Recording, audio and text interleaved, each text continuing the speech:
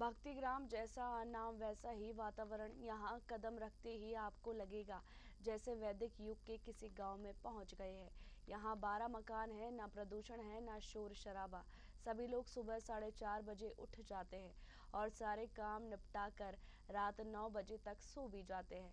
कहाँ है यह भक्तिग्राम और कौन है नर्मदा दास? आइए देखते हैं ये खास रिपोर्ट।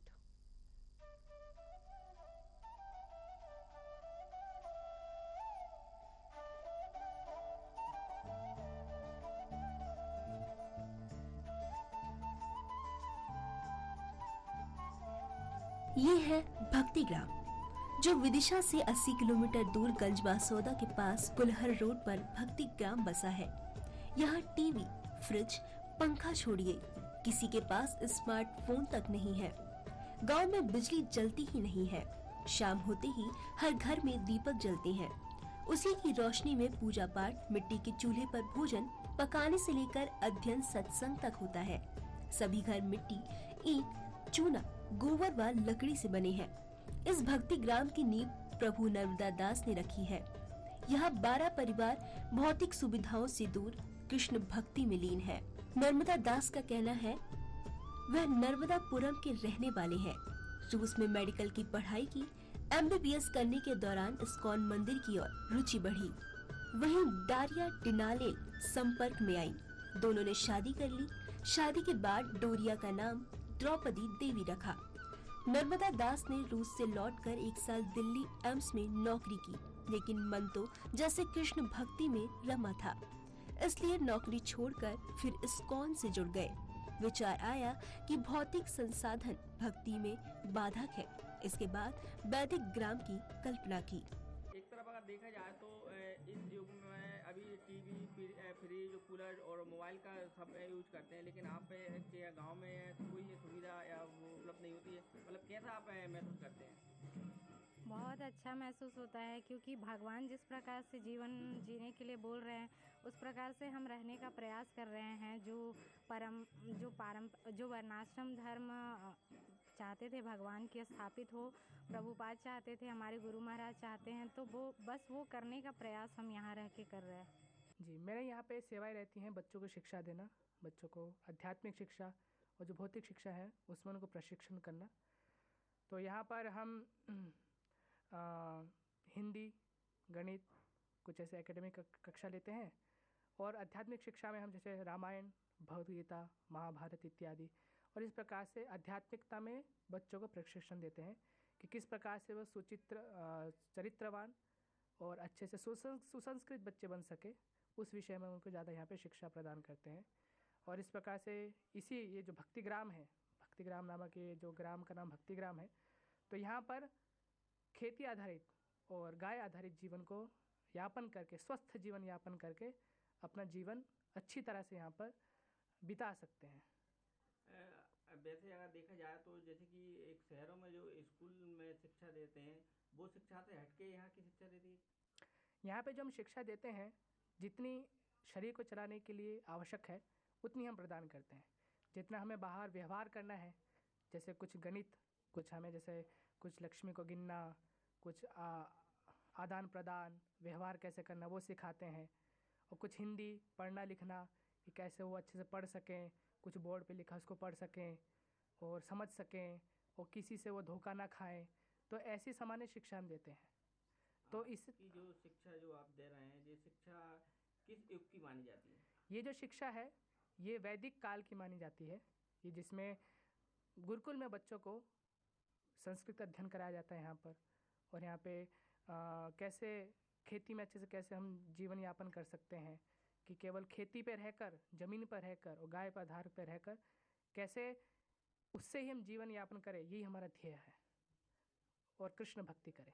नर्मदा दास का कहना है उन्हें पता चला था कि आंध्र के कुर्म ग्राम और गुजरात के नर्मदा ग्राम भौतिक संसाधनों से कोसों दूर है। उनकी जानकारी ली और वैसे ही भक्ति ग्राम बनाने का सपना सजो लिया।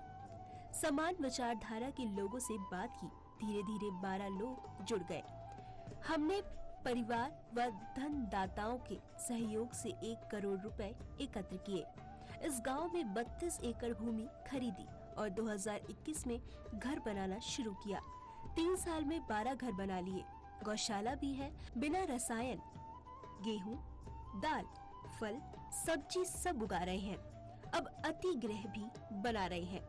भक्ति ग्राम को हम प्राचीन भारत के वैदिक ग्रामों की तरह एक मॉडल के रूप में विकसित करना चाहते हैं।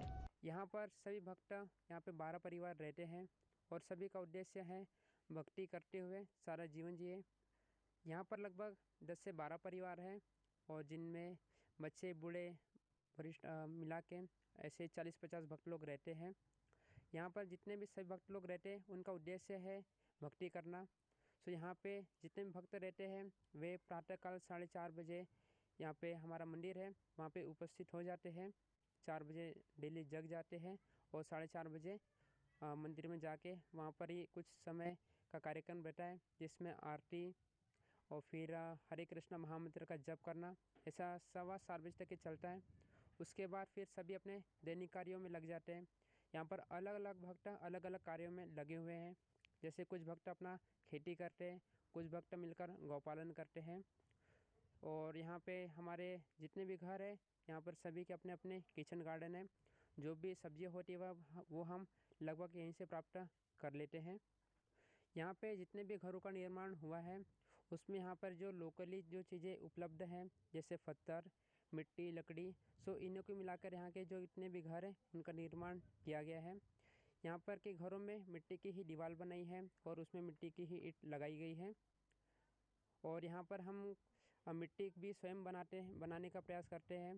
तो जो आधे से ज़्यादा जो घर बने हैं उसकी ईंटें भी हमने यहीं पर निर्माण करी है।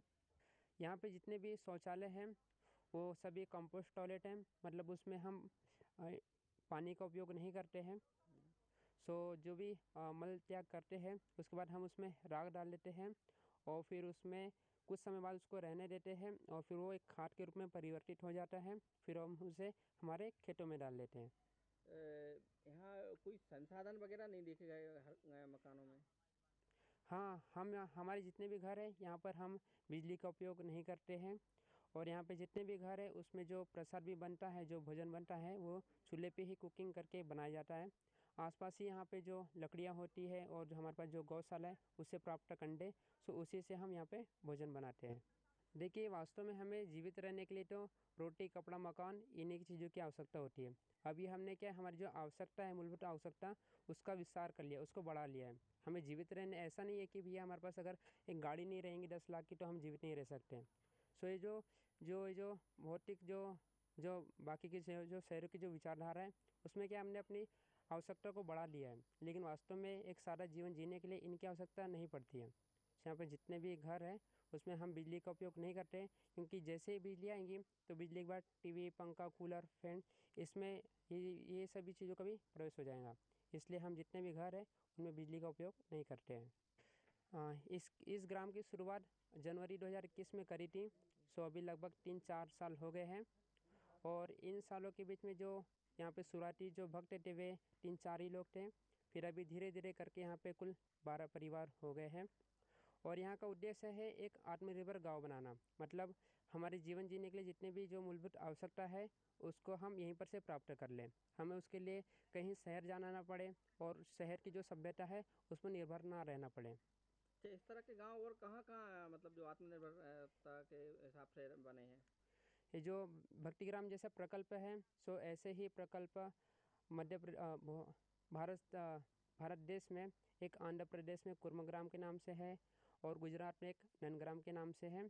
और फिर उन्हीं से प्रेरणा लेकर ये तीसरा ग्राम मध्य प्रदेश में भक्तिग्राम इसकी स्थापना की है। भक्तिग्राम में 12 परिवारों के करीब 40 लोग रह रहे हैं।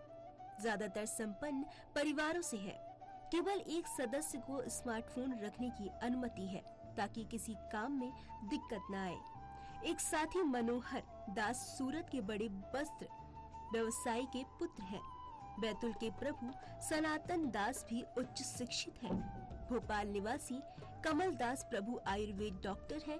कोई भी कृष्ण भक्त यहाँ आकर नियमों के मुताबिक रह सकता है।